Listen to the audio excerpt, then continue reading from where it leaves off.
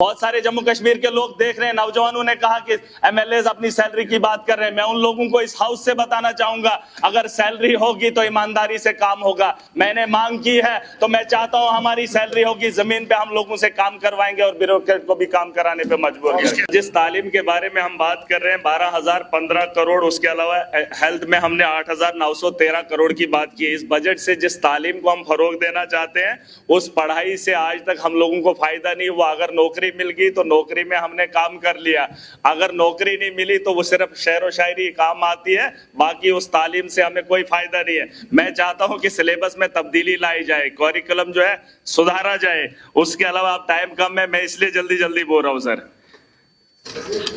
ہم چاہتے ہیں کہ اپ گریڈ سکول ہونے چاہیے، جو پرائمری ہے وہ ابھی تک پرائمری ہے، اپ گریڈ کرنا بڑا ضروری ہے۔ گاؤں اب شہر میں تبدیل ہو گئے، آبادی بہت بڑی ہے سر، اس کے بارے میں سوچا جانا چاہیے۔ 200 روپے لینے کے لیے ایک بچے نے کل پریم نگر میں ایک آدمی کے اوپر چاقو چلا دیا۔ اس تعلیم سے ہمیں یہ فائدہ ہو رہا ہے کہ نشہ عام ہو چکا ہے۔ جموں کے اندر 200 روپیہ پانے کے لیے پریم نگر میں ایک آدمی نے دوسرے نوجوان کو چاقو مار دیا سر۔ اس پڑھے لکھے تعلیم یافتہ کے بارے میں جو ایجوکیشن کے ہم بات کر رہے ہیں، اس کے بعد پڑھے لکھے نوجوان کے بارے میں ہم نے کیا سوچا ہے، وہ بھی اس بجٹ میں یہ جو پیسہ بھیجا گیا ہے یا ایجوکیشن سسٹم کو بہتر کرنے کے لیے بنایا گیا ہے، اس کے بارے میں بھی سوچا جانا چاہیے۔ اس کے علاوہ سر NHM اور NRHM ڈاکٹرز بیٹھنے کو تیار نہیں ہے۔ جو پڑھا لکھا قابل ڈاکٹر ہے وہ باہر جا رہا ہے، اسے گورنمنٹ کی سیلری اچھی نہیں لگ رہی ہے۔ ہمارا جو ویل کوالیفائڈ ہے، جو ویل ٹرین ہے، باہر سے آیا ہے اور اپنے کلینکس پہ کام کر رہا ہے یا باقی جگہوں پہ دھکے کھا رہا ہے۔ میں چاہتا ہوں ان لوگوں کو جو ہے کنٹریکٹ بیسس پہ اٹھایا جانا چاہیے، جس طریقے سے NHM اور NRHM جب سے یہ اسکیم آئی ہے، جب سے یہ لوگ آئے ہیں، ہمارے پہاڑی علاقوں میں تھوڑی سی راحت ہوئی ہے۔ گندنا کے اندر ایکسیڈنٹ ہوا، میں نے میڈم صاحبہ کو بولا، چٹھی لکھی، وہاں پہ ایکسیڈنٹ ہوا، رات 5 بجے کا غالباً واقعہ تھا، ڈاکٹر وہاں پہ تعینات نہیں تھا۔ پھر جب ہنگامہ ہوا تو 15 لوگوں کے اوپر FIR لگائی گئی۔ جب ڈاکٹر وہاں پر بیٹھتے نہیں ہیں تو ایڈمنسٹریشن کارروائی کرتی ہے، جب لوگ ہنگامہ کرتے ہیں ان کے خلاف تو لوگوں کے خلاف کارروائی ہوتی ہے، ڈاکٹر کے خلاف نہیں۔ میں بولنا چاہتا ہوں کہ اگر وہ وہاں پر نہیں بیٹھیں گے تو ان کے خلاف کارروائی کون کرے گا؟ میں نے میڈم کو آلریڈی چٹھی لکھی ہے۔